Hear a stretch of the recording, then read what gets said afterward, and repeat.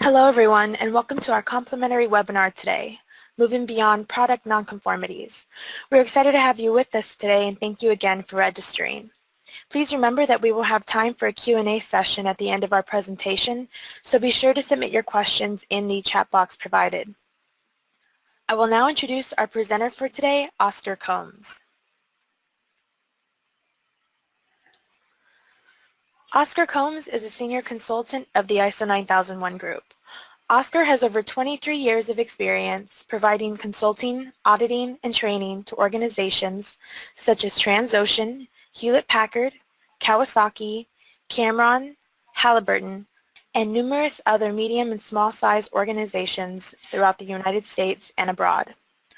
Oscar is an exemplar certified lead auditor and principal management consultant.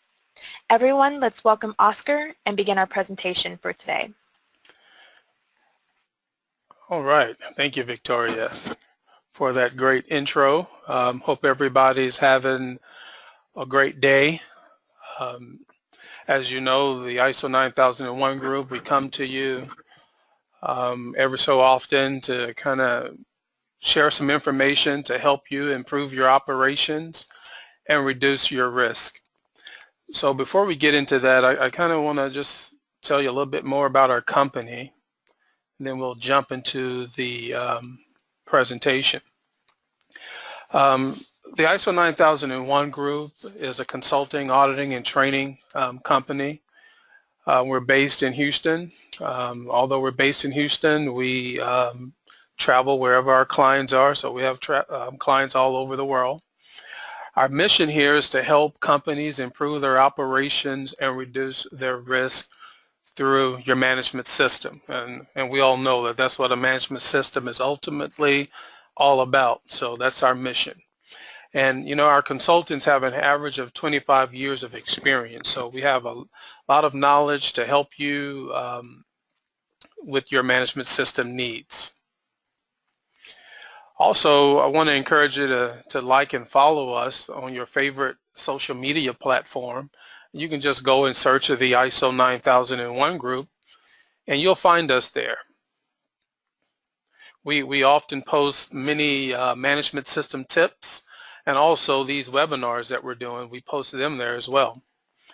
And I also want to encourage you to stay tuned in to the webinar today. We'll have a Q&A session at the end, and so you'll have an opportunity to present your question using the chat feature. Just put your question in, and we'll get an answer to you. You may even have a question as I go through the webinar, so feel free to enter your question in the chat feature at any time. You don't have to wait to the Q&A session, but your question will be logged and I will address it at the end, so don't miss it. So, you know, I've been in quality going on 23 years now, and one of the common issues that many organizations have is basically dealing with nonconformities. And one of the great things about you know, ISO 9001 2015, the focus has moved beyond just dealing with product nonconformities. But, you know, me coming up in quality, starting out in 1995, working at Neighbors Drilling, which is the largest drilling contractor in the world, ultimately working my way up from quality coordinator to quality manager, and then moving over to Fugro Consulting, which is a geotechnical engineering firm. You know, we still had the same issues dealing with nonconformities, and you know, many times the nonconformities that we had, we would catch the product nonconformity, or maybe the operational nonconformity, meaning the nonconformity that may occur during operations, but we failed to maybe go all the way back and look at other non-product nonconformities or non-operational nonconformities that could actually be contributing or causing the product nonconformity. All right, so that was, and you know, that stems back to ISO 9001, 2000, up to 2008. And one of the things that I really enjoyed seeing in ISO 9001, 2015 was talking about non-conforming output. So controlling, moving beyond just controlling non-conforming product, but looking at controlling non-conforming output. So, you know, in your companies, you know, there could be someone in your sales department that's entering the orders incorrectly, or someone in the purchasing department purchasing the wrong material, or not following the right procedures. You know, typically these types of nonconformities would not be captured until maybe an internal audit or something of that nature. Rarely are they written up as they occur. Like when you have a product nonconformity, what do? You red tag it, you separate it, segregate it, so that it doesn't get mixed up with your bad parts and things of that nature. So now we kind of need to do the same thing when it comes to these different non-conforming outputs of other processes within our organization. So today I want to kind of talk about that, give you a couple of tips, hopefully, that will help you change your paradigm on how we think about nonconformities. So the first thing that we want to talk about is, what is a nonconformity? So a nonconformity is a non-fulfillment of a requirement. So just to make it very clear, for something to be classified as a nonconformity, there first has to be an established requirement for it. So, you know, if we take this back on the floor and just kind of talk about product nonconformity, the requirement may be the dimension. Okay, so when we measure the dimension and it doesn't fall within the established requirement, that's when we red tag it, segregate it, and call it a nonconformity. We do an NCR and do all of those things and try to figure out, hey, why didn't the machinist machine this part per the requirement?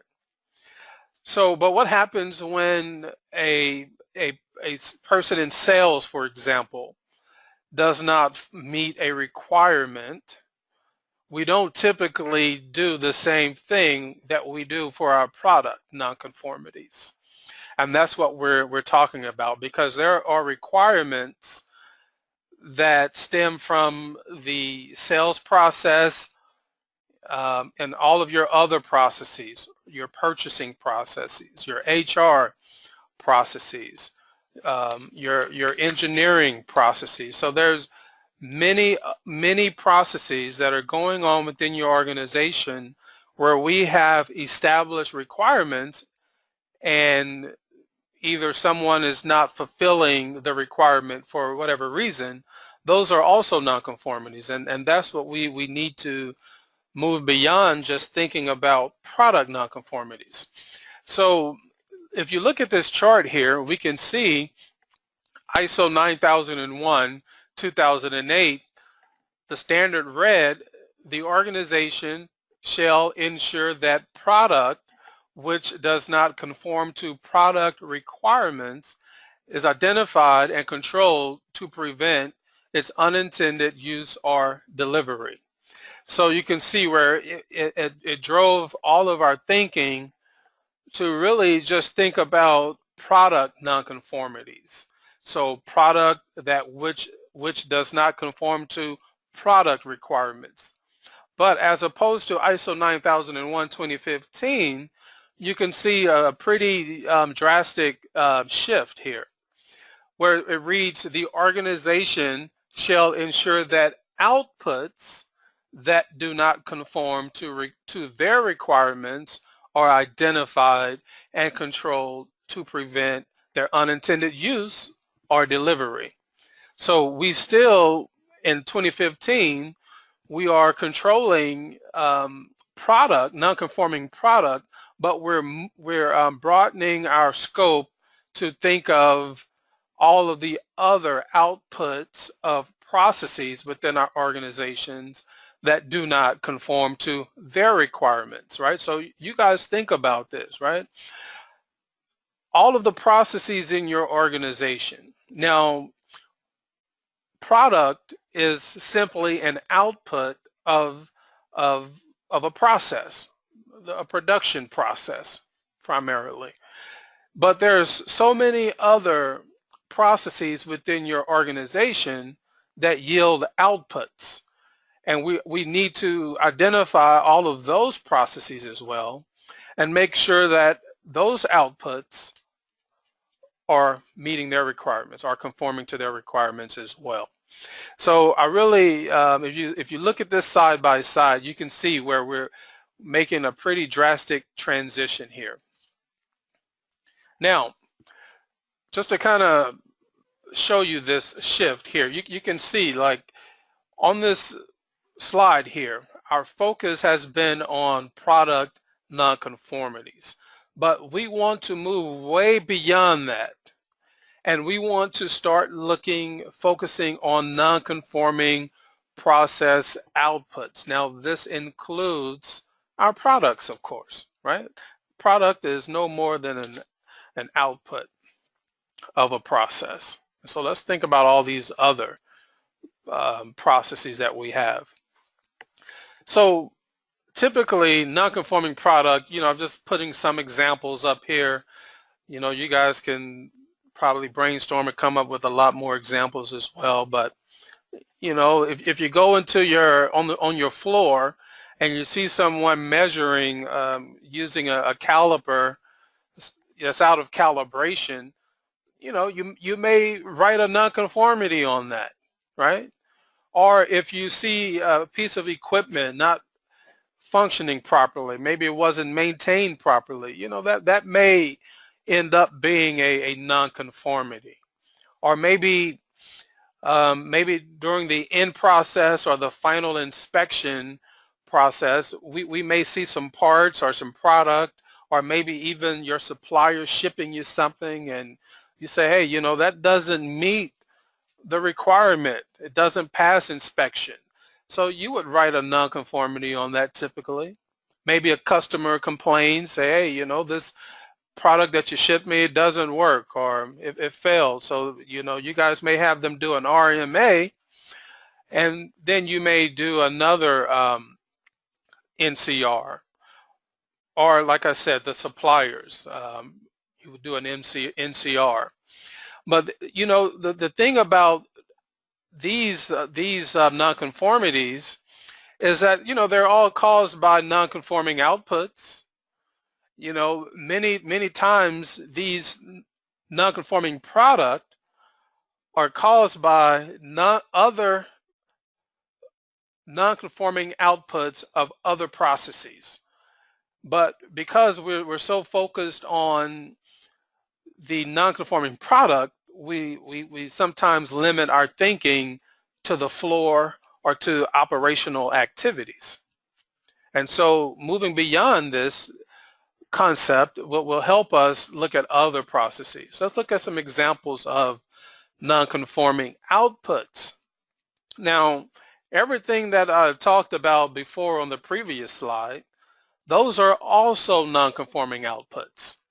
But these are some nonconforming outputs that may actually be contributing to the nonconforming product that we talked about on the previous slide, right? So could be we're not capturing the customer's requirements properly. There could be someone entering the data incorrectly, data entry errors. Those are nonconformities. It could be someone in purchasing using unapproved suppliers, right? Could be just actually purchasing the wrong material or service from a supplier. People not following procedures. Or what about this? This happens quite a bit in organizations, just poor communication, right? There are communication requirements within organizations. There are requirements to follow certain standard operating procedures. There are requirements to purchase certain material or services from approved vendors, things of this nature. But in many cases, we don't stumble upon these issues until we have do an internal audit. Rarely do organizations, when they have a data entry issue, will they stop and do an NCR and really do a root cause analysis and trying to understand why are we having all of these data entry mistakes. Not saying that you would do that on every data entry error, but if you start seeing an issue, these are nonconformities that we need to suspend the process, just like you would red tag a bad part. Let's say if we were just kind of focusing on controlling nonconforming product, you wouldn't let the machine keep running and the dimension on the part is wrong, right? You're going to suspend that process until you figure out what's wrong, and then you're going to test it out again, making sure that we are meeting the requirement, and then you're going to start that process up again, the machine, and start running parts again, right? So same thing if someone is continually entering the wrong data, you shouldn't just let the person just continue entering the wrong data and we don't stop the process, figure out what's going on as to why they're entering the wrong data, what's allowing them to enter the wrong data, and implement just like you do on a bad part. Do a root cause analysis, implement corrective action, so forth, right? So these things contribute to non-conforming product. And so this is what we need to turn our attention on, these types of things. So what's the significance, Oscar, about all of this non-conforming product versus non-conforming output? Well, hopefully you can see in what I've just mentioned in a couple of examples is that when we're looking at non-conforming product, it's focused on the product and not the process, right? We need to look at the process, and the process for a product doesn't begin just on loading the machine. It begins all the way back from talking to that customer initially, and all of the processes in between till we get to the point of the loading of the machine. It's more waste, it's more costly, more risk involved if we're only focusing on non-conforming product. And it's reactive. Who wants to be reactive to things? You're just reacting to issues. We want to be proactive. So we want to turn our attention to non-conforming outputs and realizing that products are outputs of processes. But there are many other processes that have outputs that could also be non-conforming and could be contributing to our non-conforming product. So we want to be focused on non-conforming outputs of all of our processes. I'm sure we all agree that, we're going to have less waste if we do that. It's going to be less costly to do that, less risk involved. And this is where we want to be, is being more proactive. All right, so just kind of see how this looks here. So this is kind of how non-conforming product focus looks, right? We have a nonconformity, non-conforming product, and we kind of limit it to the processes on the floor or processes in the operation. We don't go back further and try to look at all of the other processes that could have actually resulted in the non-conforming product. All right. When we look at non-conforming output, here we have the non-conforming output, but we're looking at the output of all of the processes in the organization and trying to address why, the root cause of why we're having these nonconformities in all of our processes in our organization, not just the ones that are related to product that we typically associate with product nonconformities. All right, so here's a little scenario for us here. So let's say we have a salesperson and the requirement, meaning this could be in your SOP, your procedure could say that sales personnel shall only process orders upon receipt of formal approval and specification from customers. Now I chose this one because, as I say, that I have over 23 years of experience, and every company that I've ever worked in, this was an issue with the sales team, where they would just take these orders. We were not clear on what all the requirements were. Everybody's getting to work, all the other departments doing work, putting plans together, but the project maybe gets canceled. Well, guess what? All of that work people have done has now been wasted. Or we get so deep into our planning without having a clear specifications, and the customer comes in and gives a specification, and then everybody has to kind of change course, revise all of their plans. Well, the whole purpose of this requirement is to make sure we have a clear understanding before we move forward with the planning or any other activities involved in the project. So let's say the non-conforming output is where maybe a salesperson actually processes the order without receiving the customer's purchase order or the final inspection, right? So we said a nonconformity was a non-fulfillment of a requirement, which is clearly stated here.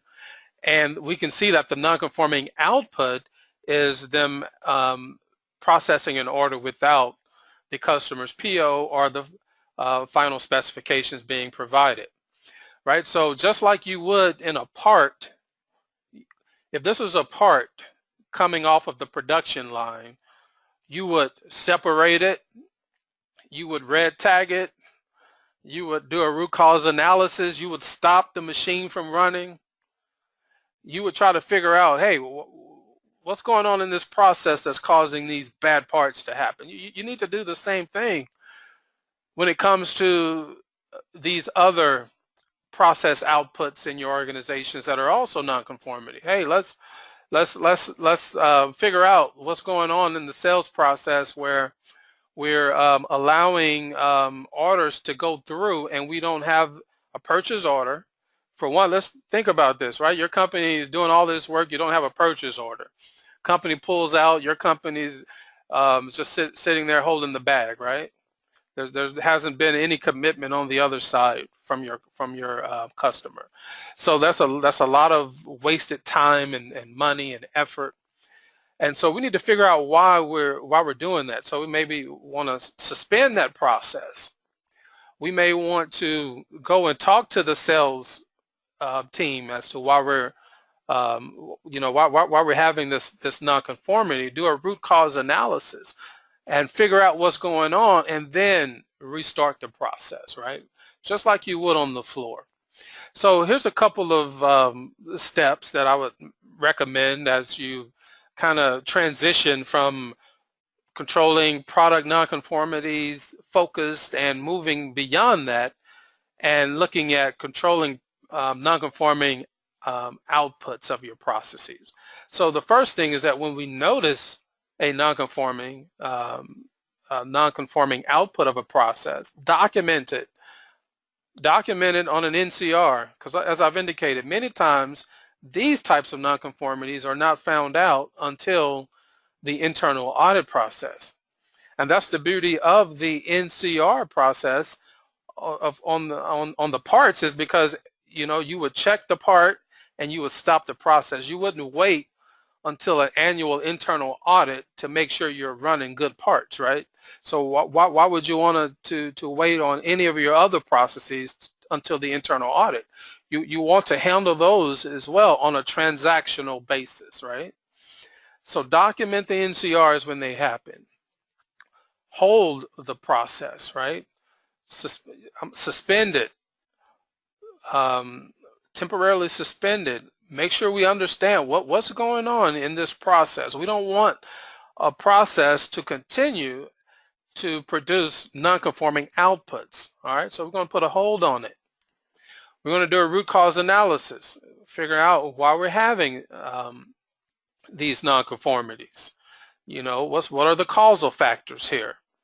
And then we're going to implement corrective action so that we can eliminate the non-conforming output of the process, just like you would on your bad parts. We got to apply the same logic. Now, I understand that some people are saying, well, you know, Oscar, we can't just stop our sales process. Okay, I agree. You can't just stop your sales process, but I mean, you can't stop your production process either, right? You just can't stop that either. But we do that because it's producing bad parts, and we don't want these non-conforming outputs in our other processes. So of course, you know, we have to use some logic on how we approach it, but the concept is the same concept that you would use on non-conforming, controlling your non-conforming product.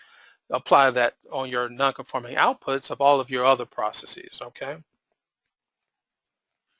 So in summary, what I would like to leave you with is that we must place an emphasis on non-conforming outputs of all of our processes in our companies. And we're going to move beyond just thinking about product non-conformity. So move beyond just on the floor and your operations, zoom all the way out and think of all of the processes in your organization.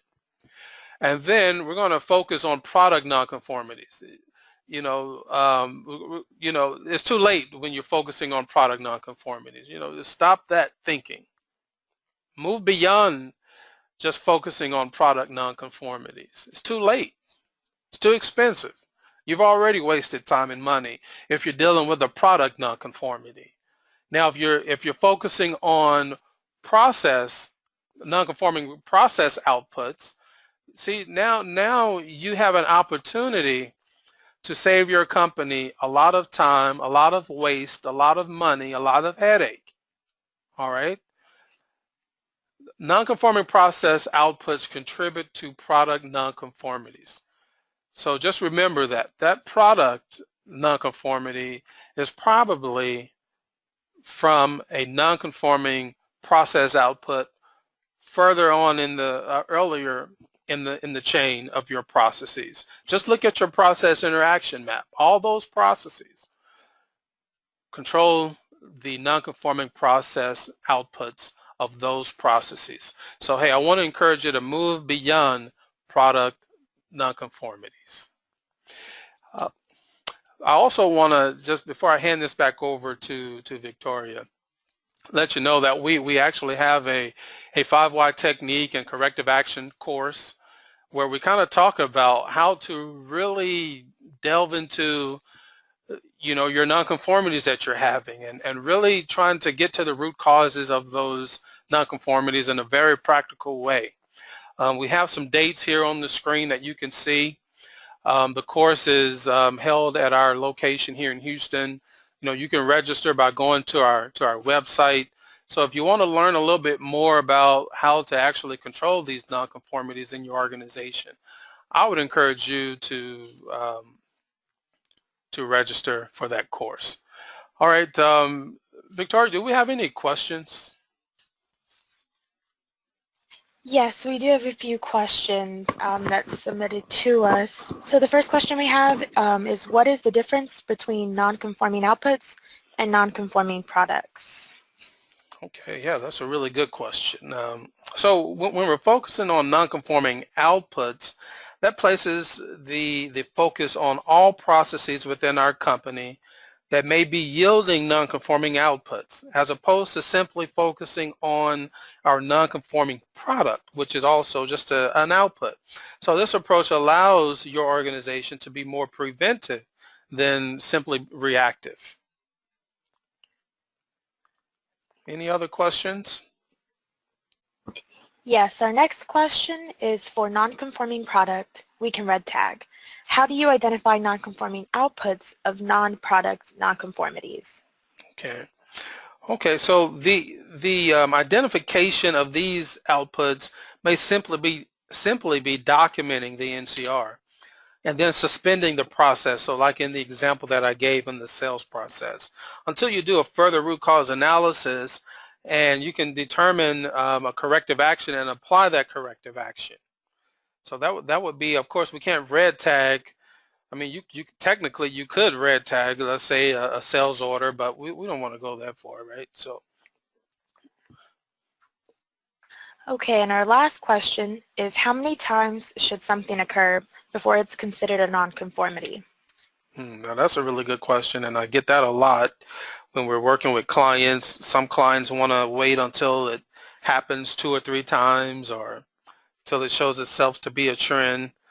But probably nowhere in other parts of your life do you do that, wait until something bad happens 3 times before you take action on it. So what I like to do is to really put an emphasis on problems when they're small, like when they first show their face. I like to put an emphasis on it while it's a small problem, as opposed to wait until it gets to become a really big monster or a really big problem.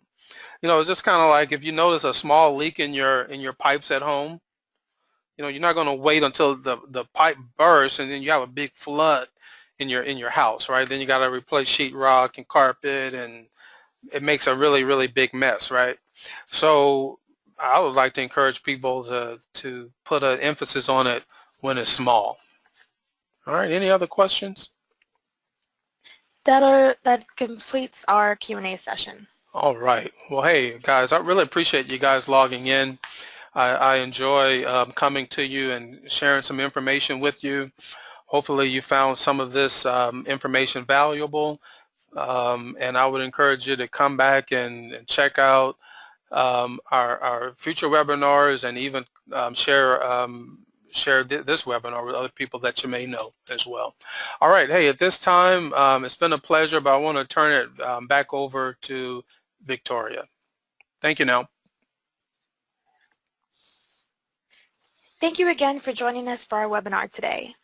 We want to encourage you to reach out to us via phone at 832-326-9796 or via email at info@iso9001group.com just to continue the discussion, or if you have any questions. We also, just a reminder to like and follow us on social media to stay up to date on when our next complimentary webinar will be, as well as additional management system tips and training opportunities.